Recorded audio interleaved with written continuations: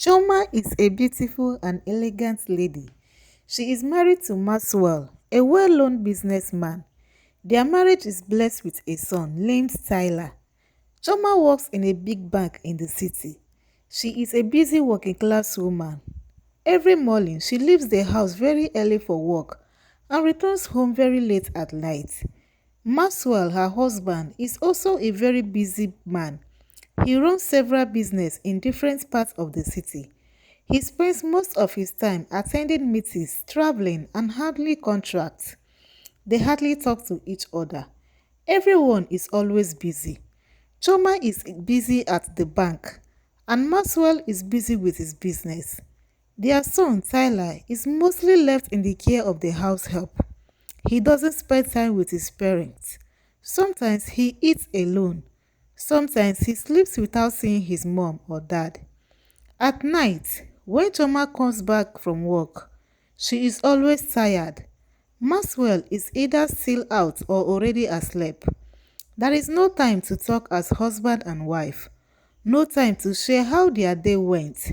No time to plan things together. No time to even laugh or even talk about Tyler. Their house is quiet and lonely, even with all the riches. Tyler, their little son, always feels sad. He wishes his parents would stay home and play with him. He misses his mom. He misses his dad. All he wants is their love and attention. Even though they had money, something was missing in their family. What they missed most was not clothes or cars. It was love, communication, and time together. Their house help was always busy. She would cook, clean the house, wash clothes, and do many other things. After all her work, she would go to her room to rest and sleep. Tyler had no one to talk or play with. He felt very lonely. Sometimes he would just sit by the window and watch other children play outside with their siblings. He wished he had a brother or sister to play with too. He would hug his teddy bear and whisper, "I wish I had someone to play with." Many times he would cry quietly in his room. He missed his mommy and daddy so much. They were always at work and came back very late. Tyler would pray and ask God to make his parents lose their works. Even though he was just a child, Tyler felt very sad and alone. He didn't understand why his parents were never around.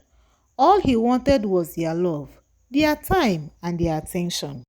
Gradually, Tyler began to grow as a lonely boy. Even at school, Tyler still felt lonely. During break time, his classmates would gather in small groups and talk about their families. Some would say, "Yesterday, my mommy helped me do my homework." And another one would say, "I played football with my daddy and my younger brother."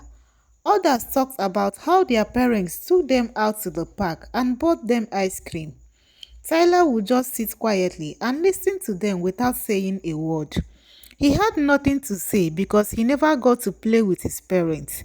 He didn't have any younger brother or sister either. Most times, he would look down at his shoes and play with his fingers, trying to hold back his tears.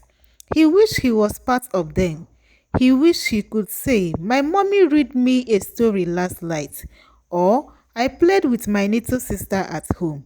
But he had no story like that to tell. All he had were quiet nights, a tired house help, and his bedroom. Tyler's heart was full of wishes. He wished his parents could spend more time with him. He wished he could feel like other children who laugh and play freely with their families. But all he could do was sit and listen, hoping one day his story would change. One day, Tyler was sitting far away and lonely by the school compound. He was watching other students laughing and talking happily about their homes. They were smiling and sharing stories about their parents and younger ones. Tyler just sat quietly looking at them with sadness in his eyes. As he sat there, one of the students named Michael walked up to him. Michael looked at Tyler and said, "Tyler, why are you always on your own? Don't you like associating with other students?" At that moment, Tyler couldn't hold his feelings anymore.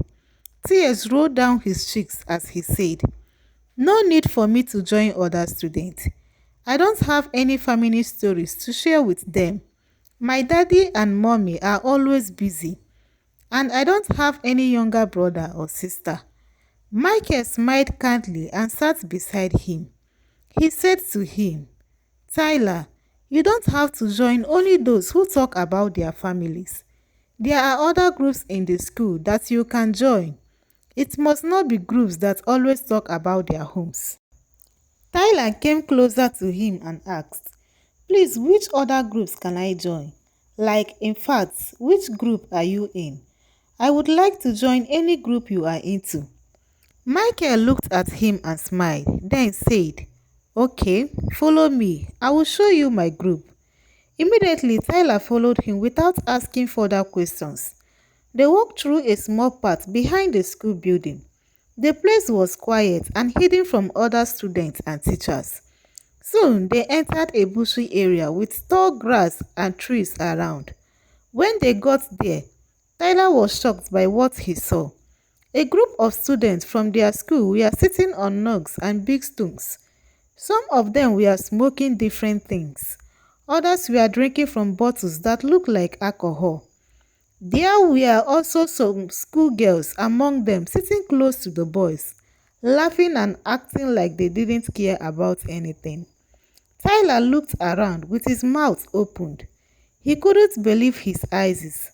These were students who wore the same uniform as him. The place smelled of smoke and alcohol, and loud music was playing from one of their phones. Michael turned to Tyler and said with a smile, "This is my group. Here, no one disturbs you. You can do whatever you want." Tyler didn't know what to say. He stood quietly, still looking around. A boy offered him a stick of cigarettes, but he refused. One of the guests laughed and said, "Na small boy wey never ready." Tyler's heart was beating fast. He had never been in such a place before. He didn't know if he should stay or run away. John looked at him again and asked, "So what do you think?" Tyler looked at John, then at the students smoking and drinking, and slowly shook his head. He didn't answer immediately. Michael came closer to him and said, "See, Tyler, as long as you have stepped your feet here, you must be part of us. You can't go back anymore. Besides, your parents don't care. It's better you join us and forget about your lonely home. Enjoy yourself with us." Before Tyler could say anything, Michael dragged him by the hand and made him sit on the floor beside him. He picked up a bottle of wine and gave it to Tyler, then said, "Drink, my boy, and forget about your sorrow." Tyler looked at the bottle in his hand. He didn't know what to do, but everybody was watching him. Some of them were laughing and shouting, "Drink it, drink it." Slowly, Tyler opened the bottle and took a small sip. The taste was bitter, but he didn't stop. He drank again and again, and before he knew it, he had finished the whole bottle. Soon, another boy passed him a cigarette. Tyler took it with a shaky hand and put it to his lips. Michael helped him light it. He coughed at first, but later started smoking like the rest of them. As the music continued to play, Tyler laughed for the first time in a long while. He started dancing and talking with the others like he had known them for years. From that day on, Tyler became a full member of the gang. During break time in school, he would no longer go to class or stay alone. Instead, he would rush to their meeting point behind the school building where he would drink, smoke, and dance with the other gang members. He even started taking extra cigarettes home in his school bag. At night, when everyone in the house was asleep, Tyler would sneak out to the backyard or sometimes stay inside his room with the windows open. There, he would smoke and drink all by himself and enjoy it without anyone disturbing him. He no longer cared about anything or anyone. Even if he stayed for one full month without sitting down to talk with his parents, he didn't bother him at all. They were always too busy to notice him anyway. Instead of feeling lonely, Tyler kept himself busy with his new habits, smoking, drinking, and different girls sneaking into his room. He now had many girlfriends that secretly visit him, especially at night or during weekends. He felt free, wide, and untouchable. All that matters to him now was enjoying life the way he wanted. Please subscribe and comment for part 2.